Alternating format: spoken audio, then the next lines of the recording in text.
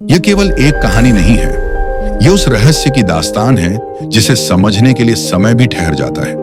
वे जो शून्य से प्रकट होते हैं और सब कुछ पुनः शून्य में विलीन कर देते हैं, जिन्हें लोग भोले कहते हैं, परंतु जिनमें छिपा है काल का भी काल। आज हम बात करेंगे महादेव के उन रूपों, उन कथाओं और उन रहस्यों की जो बहुतों ने सुनी है पर समझा बहुत कम लोगों ने। सब कुछ शून्य था, न धरती थी, न आकाश, न समय, न कोई देव, न कोई असुर।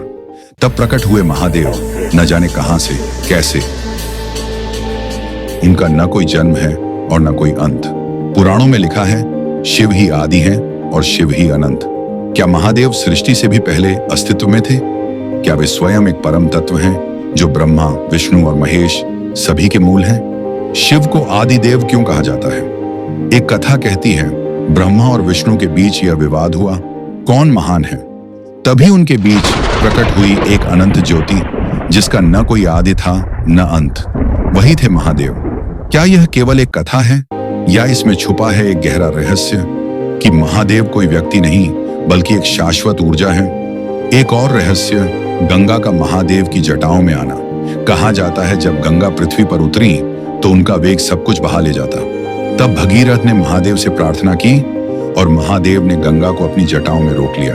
पर क्या यह केवल भक्ति की कहानी है या यह एक यौगिक प्रतीक है जो बताता है कि महादेव की जटाओं में ही सृष्टि का नियंत्रण है? क्या आपने सुना है महादेव का रुद्र रूप? जब सती ने स्वयं को अग्नि में समर्पित किया तब महादेव का स्वरूप बदल गया। उन्होंने वीरभद्र को उत्पन्न किया, एक ऐसा रूप जिसे देखकर देवता भी कांप उठे। दक्ष का यज्ञ नष्ट हो गया। जब महादेव तांडव करते हैं तो समय भी रुक जाता है। यह केवल क्रोध नहीं, यह है विश्व के नियम को पुनः स्थापित करने की शक्ति। अघोरी, जिनसे लोग डरते हैं, जो श्मशान में रहते हैं, विभूति लगाते हैं और मृत्यु को जीवन का एक रूप मानते हैं। लेकिन ये अघोरी किसके भक्त हैं? शिव के। कहा जाता है महादेव स्वयं श्मशानवासी हैं। उनके लिए शुद्ध शुद्ध का कोई अर्थ नहीं। वे हर रूप में, हर जीव में स्वयं विराजमान हैं।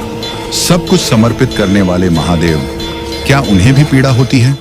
जब सती ने अपने प्राण त्यागे, महादेव ने पूरी सृष्टि से मुंह मोड़ लिया। वे अंतरिक्ष में, हिमालयों में, शून्य में विलीन हो गए। उनका दर्द, उनकी तन्हाई केवल वे ही जानते हैं। वे भले ही देव हों, पर उनमें भी एक प्रेम करने वाला योगी छिपा है। महादेव को समझना मुश्किल ही नहीं, असंभव है। वे कोई मूर्ति नहीं, एक तत्व हैं। उनका रूप हर स्थान पर है, आपके भीतर भी। जब आप अपने अहंकार को त्यागते हैं, जब आप शांति में जाकर विश्व से जुड़ते हैं, तब आप महादेव को अनुभव करते हैं। उन्हें केवल पूजा नहीं जाता, जिया जाता है।